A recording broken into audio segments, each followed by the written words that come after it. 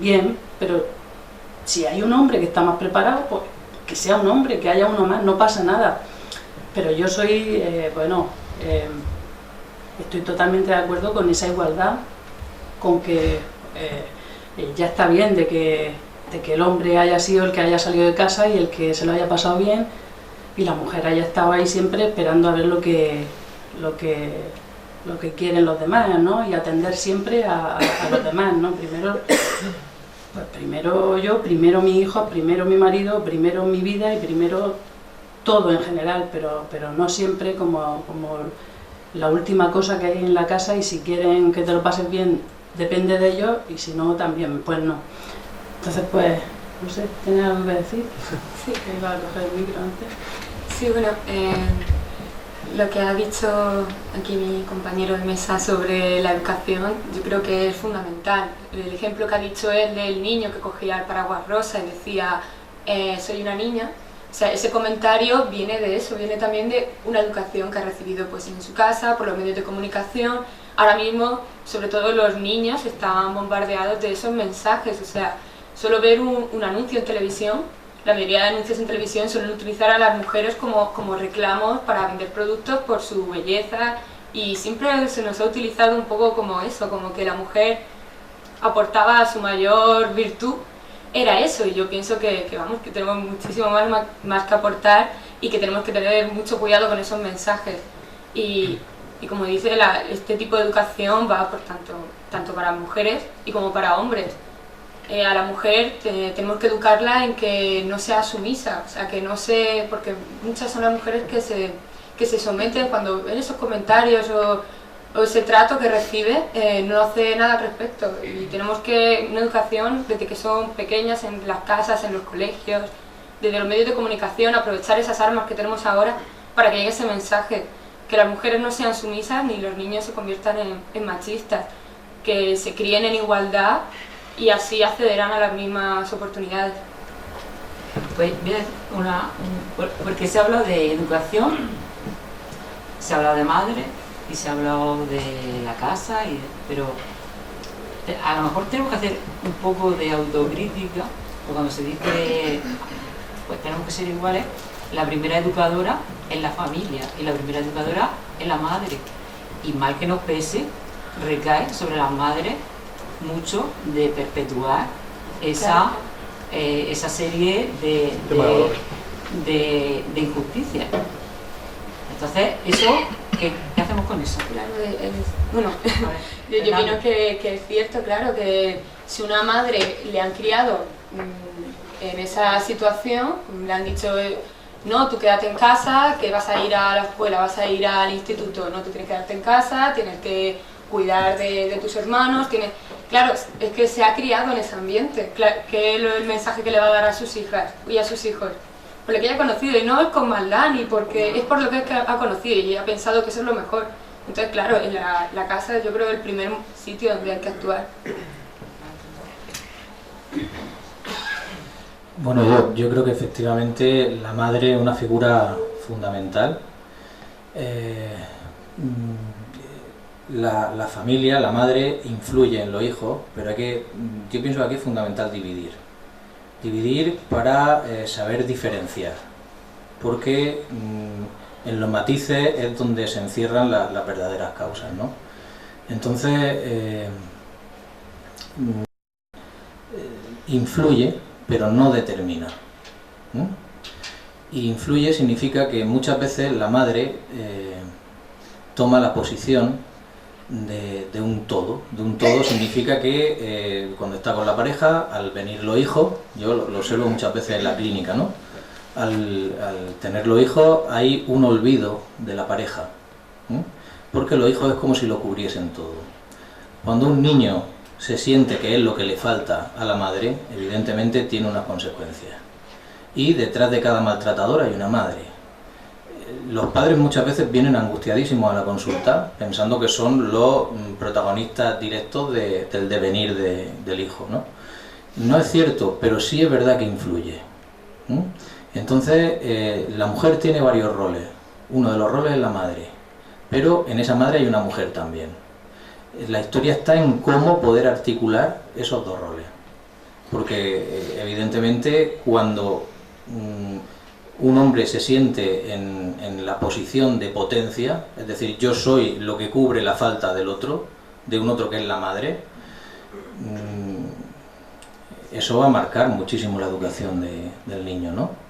Y ahí es donde entramos en tema de maltrato, donde entramos en tema de la discriminación, porque realmente hay situaciones donde son muy parecidas al racismo, donde hay una exclusión real de la mujer. Y hay una exclusión justamente por esto. Como he comentado antes, la mujer es una cosa y la madre es otra. Entonces es fundamental esto, la educación viene marcada por ahí, viene marcada por la madre. La madre es la primera que acude al llanto del niño y le da una interpretación a ese llanto. Y es fundamental. No solamente la educación del colegio, del instituto, sino lo que marcan los primeros signos, ¿no? Del bebé, del recién nacido, y la posición que tiene la madre. Pero una mujer cuando es madre, no sé, te lanzo un poco la pregunta. No me lancé. Violencia no, por favor. Una mujer cuando es madre, yo creo que es madre según el modelo de madre que ha tenido. Porque para ser madre no te viene un manual donde te diga, mira, las cosas se hacen así, así, así. Es decir, tú eres madre según el modelo que tú recuerdas de madre, de la tuya. Entonces, claro, esto es una pescadilla que se muerde la cola, quiero decir que así no hay manera de cambiar la educación. Es decir, porque si vamos mamando toda esa educación que han ido recibiendo nuestras madres y involuntariamente tú la vas transmitiendo, pues claro, ¿dónde?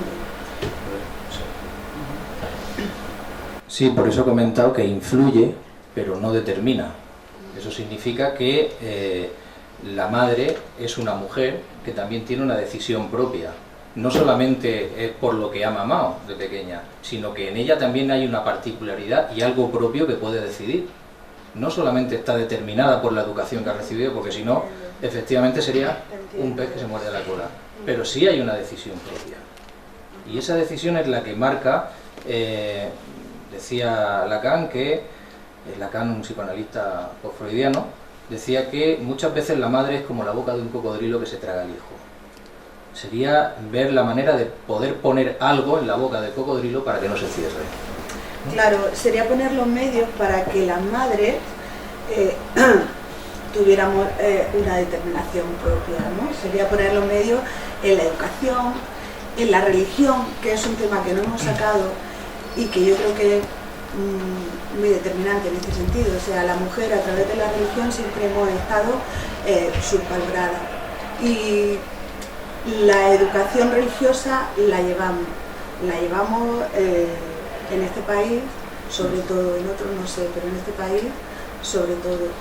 Y ahí también deberíamos de empezar a cambiar la educación y la religión en los colegios, por ejemplo, ¿no? Sí, precisamente. Precisamente porque empezamos por ahí, ¿no? Vamos a empezar a educar en los colegios, pero en una educación laica, como se supone que la Constitución dice que teníamos que tener en este país. A ver, que aquí había una voz disidente. Bueno, yo no estoy de acuerdo en que la madre acude al llanto del bebé, pero es que el bebé es niño o niña y la madre hace exactamente lo mismo. Porque entonces el crío sale machista y la niña, porque cuando son bebés los visten completamente iguales. Yo creo que es según va pasando el tiempo. Los bebés son completamente iguales, sea niño o sea niña. Sí. Y normalmente, no lo sé, pero las mujeres de mi edad casi hemos hecho todas lo contrario que hemos hecho las madres, que han hecho nuestras madres. Estar en casa, cuidar de todos, y yo creo que no va por ahí la cosa. Es las fuerzas externas las que te obligan a hacer. Tú tienes que ser maravillosa porque tienes que llevar la casa y encima el trabajo. Entonces, al final del día vas hecha polvo. Pero porque quieres asumir todo. Ellas habían asumido ser madres y nada más. Pero yo creo que las madres de ahora preparan a los críos igual a los críos que a las crías.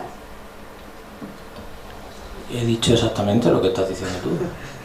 Yo es que dice, él va corriendo al bebé, digo al bebé y a la bebé, Sí, es igual, vamos. hay un llamado del bebé y alguien Pero acude.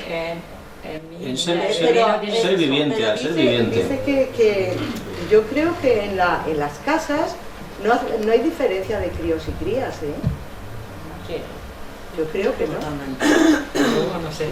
Ana, ¿tú qué dices de eso? Sí. Yo creo que sí, que hay diferencias, o sea, siempre hay excepciones, pero yo creo que una de las causas por lo que existe esa desigualdad es por eso. Hay diferencias al educar a una niña. No se educa igual a una niña y a un niño, que es una cosa que hay que cambiar.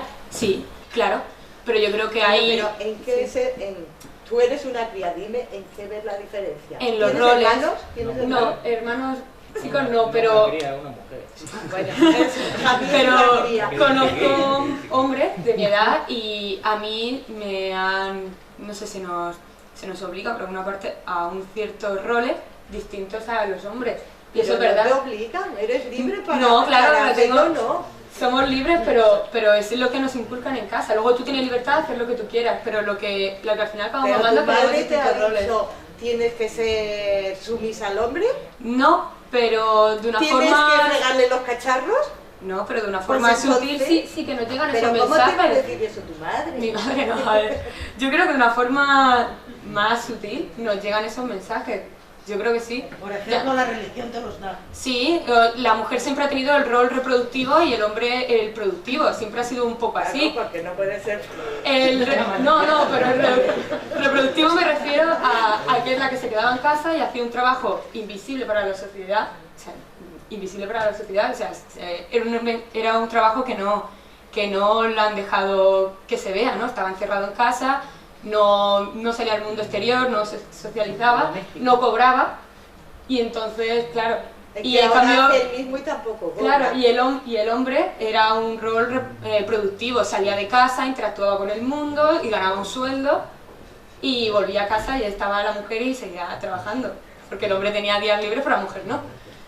Y yo creo que para plantear un poco por esta línea, otro tema, yo creo que ahora se está culpabilizando un poco a la mujer de esa situación, o sea, la mujer que decide, que es una decisión totalmente respetable, quedarse en casa y ser ama de casa y ocuparse de lo que ella quiere ocuparse, se la culpa porque dice, ahora que hemos conseguido la incorporación de la mujer al mundo laboral, no estás aprovechando eso y se le culpa.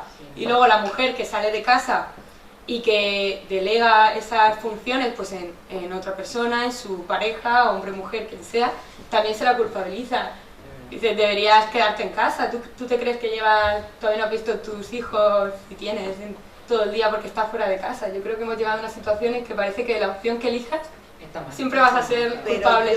yo creo que son las mismas mujeres las que hacemos Sí, culpables. claro. No, nosotras mismas no. Hay mujeres machistas y hay mujeres mujeres que inculcan eso a sus hijas y a sus hijos. Sí, eso está claro. Vamos a dejar aquí estoy intentando hablar hace ya un rato y no hay manera. Recogiendo Que un poco el los hombres no guante, tienen que hablar. recogiendo un poco lo que decía antes Madalena y aprovechando que está aquí, por supuesto que es legítimo que la mujer trabaje en casa, que se quede en casa, la labor del hogar, el rol reproductivo por supuesto que es suyo y demás, pero hay que dignificar ese trabajo. Es decir, no se trata... Todo llegará. Exactamente. Es decir, Fíjate. pero yo hablo un poco más en mi generación y yo, por lo que veo en mis círculos de amigos de edad, pues no veo a las mujeres cuidando, estando en casa, esperando al hombre que venga de trabajar, porque tengo amigas que están estudiando enfermería, medicina, ingeniería, y esas mujeres están estudiando para desarrollarse como personas, igual que están haciendo otros amigos o varones en sí. Si miramos un poco más adelante, lo que nos vamos a encontrar es que la incorporación de la mujer va a ser prácticamente total. Entonces hay que articular herramientas para que el trabajo del hogar siga siendo un trabajo digno, no siga siendo un trabajo exclusivamente femenino, que se reconozca la labor de las personas que trabajan en el hogar y que podamos llegar de esa manera a una igualdad y que la mujer tiene que tener el mismo derecho a desarrollarse y que tenga una libertad, porque la libertad económica viene del trabajo y la libertad económica es una parte importante de la libertad, por desgracia, hoy en día.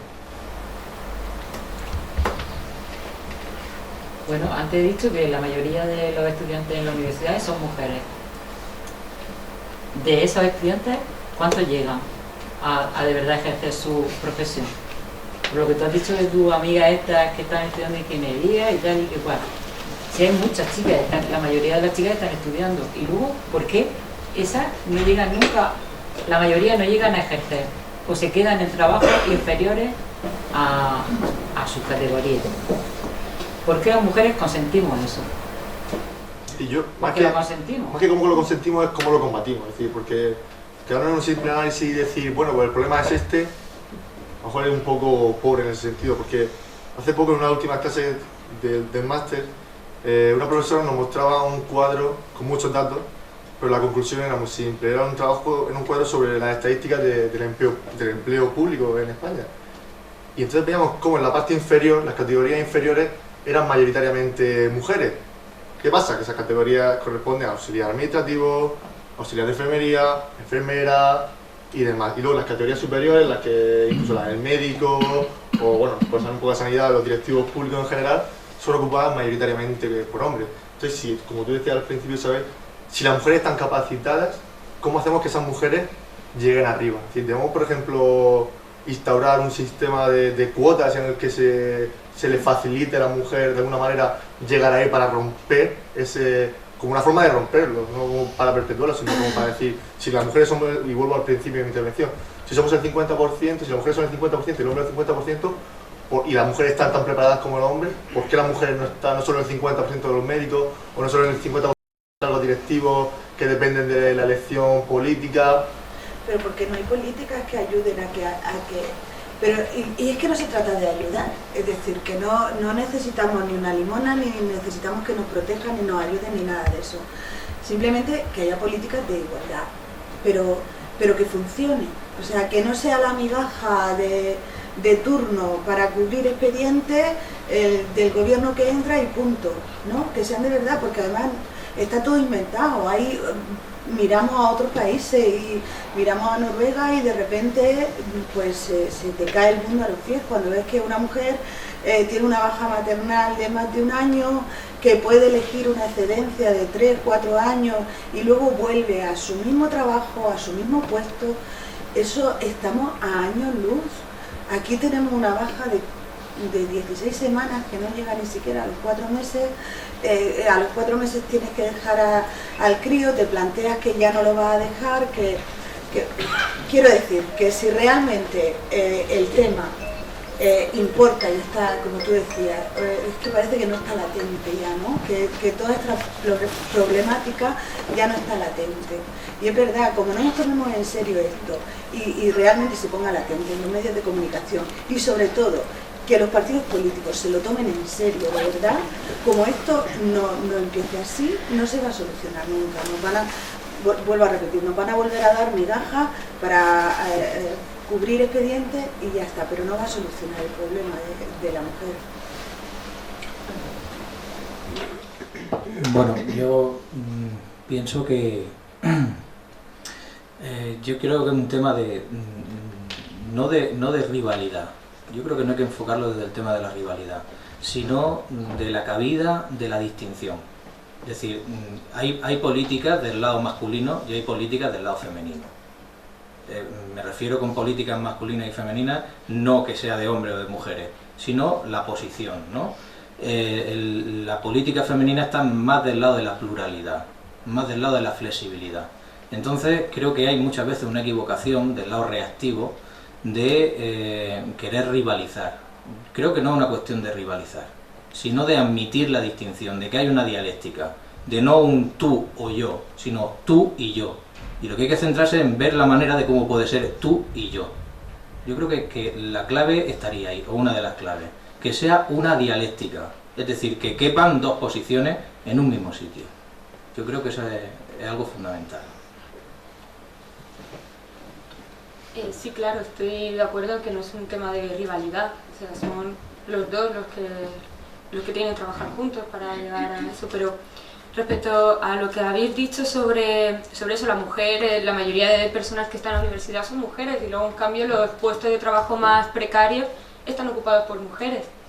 Entonces, a mí me parece un tema muy interesante el tema de el acceso al trabajo por parte de la mujer, porque es verdad que una mujer entre 25 y 35 años me parece que está en situación más desfavorable para acceder al trabajo por el tema del embarazo.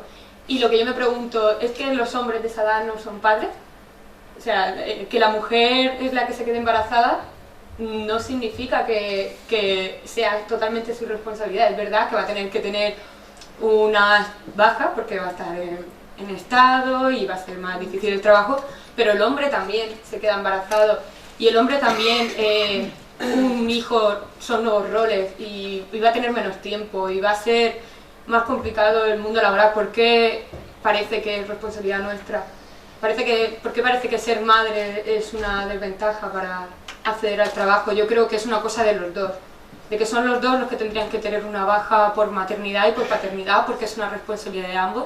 Luego una mujer puede tener un hijo sin tener pareja, puede ser madre soltera. Yo creo que también hay que apoyar esa situación, pero yo creo que no sé, que habría que hacer un poco de crítica y sobre todo, como ha dicho Yolanda, al tema de las políticas, que no sean políticas paternalistas ni para distraernos, que nos merezcamos ese puesto de trabajo porque nos lo merecemos, no porque haya que haber tanto número de mujeres en la empresa para quedar bien, sino porque nosotros lo merecemos, porque estamos de sobra preparadas y yo creo que lo hemos demostrado, y porque no necesitamos limosnas.